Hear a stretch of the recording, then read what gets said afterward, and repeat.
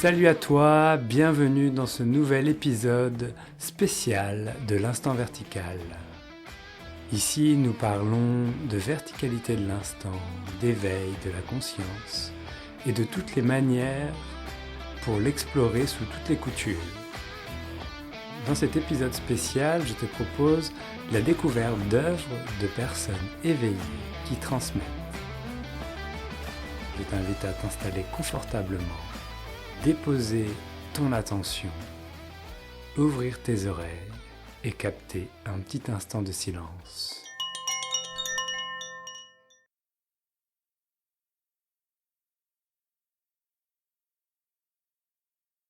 Au moment où j'enregistre ce podcast, je m'apprête à partir en retraite solitaire pendant 1 semaine. Je vous avoue que je suis ravi puisque ça fait à peu près 3 ans qu'ayant des enfants en bas âge, je ne me suis pas accordé un temps aussi long pour moi tout seul.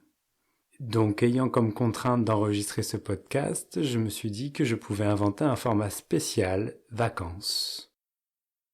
Pour cela, rien de mieux que de partager des auteurs qui m'ont particulièrement touché, qui me permettent de revenir à cette verticalité de l'instant par leurs mots, par leur présence, par leurs doigts qui pointent. Le principe de cet épisode spécial consiste à se laisser toucher par les mots, comme une longue méditation silencieuse dans laquelle les mots viendraient vous inviter à voir ce qui est déjà là. Et je vous propose de découvrir Charles Coutarel, Éveil où la vie ne meurt pas aux éditions Aluna. Voici un extrait. Je vous laisse vous installer confortablement. Avec quelques inspirations et expirations, laissez-vous vous relaxer. Peut-être un soupir. Vous pouvez même, peu importe ce que vous êtes en train de faire, parcourir très facilement l'ensemble de votre corps pour laisser les muscles inutiles se relaxer.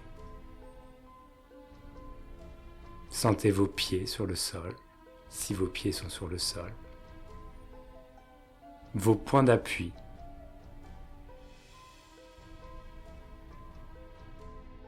Puis ouvrez grand vos oreilles.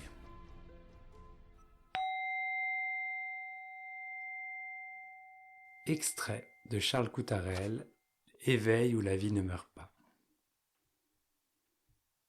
La recherche du vrai. Il arrive que certaines personnes ne puissent se contenter de la mise en mémoire sous contrôle de ce qu'elles ont touché et goûté, et qui les a touchées profondément. Ces moments sont des invitations qui nous sont faites, des possibilités de tournant de vie, où d'une certaine manière notre conscience s'éveille à quelque chose de plus fondamental en nous. Les grandes remises en question existentielles se posent, ou un impérieux désir d'en découvrir plus ou de savoir ce qui est finalement vrai. Le fondement de la personne est la peur. Peur de ne pas faire l'affaire. Peur de ne pas répondre aux attentes exprimées ou demandes supposées des autres. Peur du rejet ou de l'abandon. Peur de l'exclusion. Imaginaire. En tant que personne déclarée, nous sommes tous des menteurs inconscients. Nous nous prenons pour et prétendons être ce que nous ne sommes pas. Aucune de nos définitions de nous-mêmes n'est réelle. C'est un songe. Et nous avons peur d'être démasqués de notre propre mensonge ou invention de nous-mêmes. Peur, paranoïa, psychose, névrose, inquiétude. Nous sommes tous aussi des mendiants. Nous demandons sans cesse de l'attention. Cette attention dispersée en quête de sa propre reconnaissance. Donne-moi, moi. Mais comme ce que nous cherchons est cela même en nous qui cherche, qui est la source même de cette attention, nous ne le voyons pas. Et nous projetons et investissons notre demande d'attention partout ailleurs. Là est le paradoxe. La personne est une invention. Elle n'a pas d'existence réelle et n'a aucune validité en soi.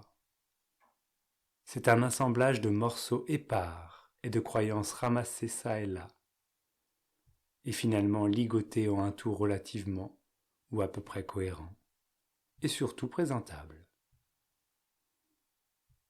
Ce n'est rien d'autre qu'une image, qu'une histoire à laquelle nous nous sommes identifiés par mégarde ou inconscience.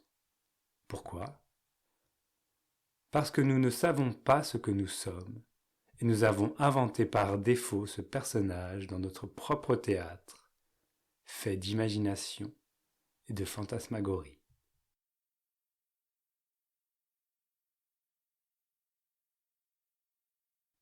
La réalisation de soi, c'est le retour à ce qu'on est vraiment en dehors de toute image ou notion de soi. C'est souvent un événement marquant qui vient nous permettre cette prise de conscience d'une façon ou d'une autre. Un événement qui fait que nous ne nous reconnaissons plus dans cette image de soi, ni dans les retours qui nous en sont faits, et que nous ne savons plus réellement qui nous sommes. À ce moment de prise de conscience, un processus, un travail peut s'engager en nous, ou pas.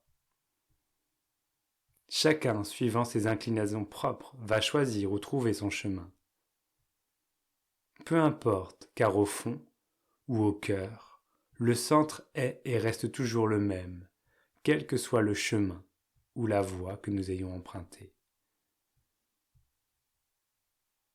Quand vous avez traversé la rivière, vous n'avez plus besoin du véhicule qui vous a amené. Que vous soyez venu en yacht de luxe ou à la rame n'y change rien. Que vous ayez fréquenté une voie dite spirituelle ou un chemin dit terrestre n'y change rien non plus. La découverte et réalisation de soi, donc du soi, de cette nature originelle, de cet absolu en nous, de cette conscience, anéantit toutes nos conceptions, références et valeurs personnelles sur nous-mêmes et le monde. Donc, ici tout se résorbe. L'investissement d'une vie en termes de projection, d'imagination et de focalisation d'énergie s'effondre complètement et retourne à sa source.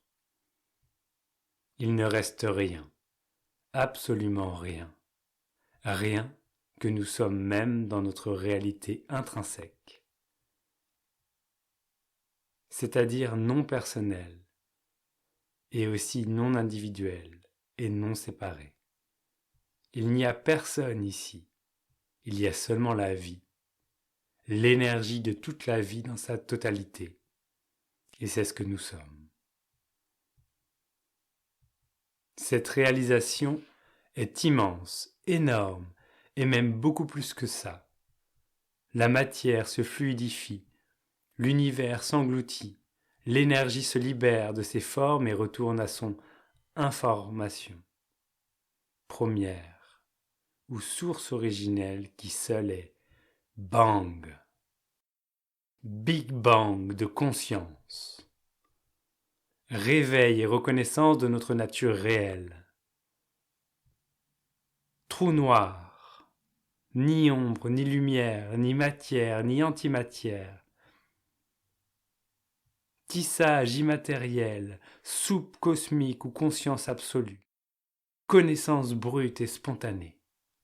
Omniscience, omnipotence, omniprésence. Chant quantique unifié. Communication simultanée et instantanée de l'ensemble à lui-même. Vertigineux et sidérant, mais réel. Absolution ou rédemption de tous les péchés. Apocalypse.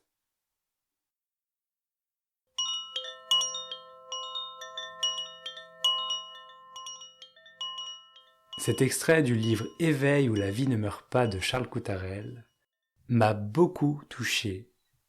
Charles Coutarel met avec des mots très clairs, très percutants, ce qui est perçu.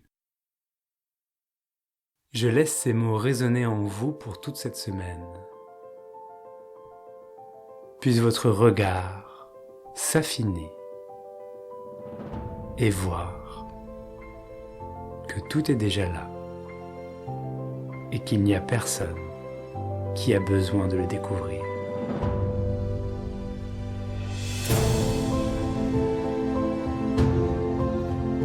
C'est la fin de cet épisode. Vous pouvez suivre les actualités de l'Instant Vertical sur les réseaux sociaux. Vous pouvez également laisser un message pour m'aider dans la construction de ce podcast avec vos idées, vos suggestions. Pour cela, vous pouvez aller sur mon site internet benjaminbouguier.fr/podcast. Merci de votre attention. Je vous laisse dans le silence de la verticalité de cet instant.